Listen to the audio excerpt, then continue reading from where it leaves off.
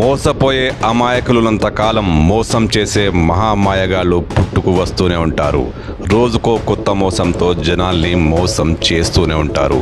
తాజాగా నాగోల్ ప్రాంతంలో ఓ ఘరానా మోసం వెలుగు చూసింది. అధిక వడ్డీ ఆశ చూపి 290 మంది నుంచి 30 కోట్లు వసూలు చేసిన ఘరానా మోసగాడిని నాగోల్ పోలీసులు అరెస్టు చేశారు. నాగోల్ సిఐ మహమ్మద్ మక్బూల్ జాన్ ఈ కేసు వివరాలను మీడియాకు వెల్లడించారు. ఈ పెట్టుబడుల పేరుతో డబ్బులు వసూలు చేసి మోసం చేసినటువంటి కిచా వీరభద్రరావు అనే వ్యక్తిని ఈరోజు అరెస్ట్ చేయడం జరిగింది.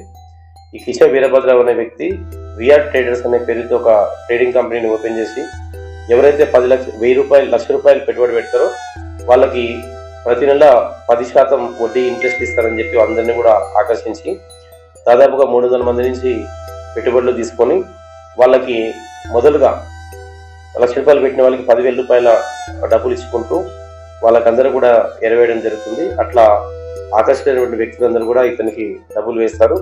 ఎవరైతే మొదలుగా పెట్టుబడి పెడతారో వాళ్ళకు ఇవ్వడం జరుగుతుంది, చివరికి వచ్చే వాళ్ళకు ఇవ్వలేడు. అట్లా ఈ మేనేజ్ చేయడంలో అతను ప్రాబ్లం అయిపోయి దాదాపుగా 30 కోట్లు వసూలు చేసి దాంట్లో 15 కోట్ల రూపాయలు తిరిగిస్తాడు. ఇంకా 15,000 రూపాయలు బాధ్యతలకు ఇవ్వాల్సి ఉంది.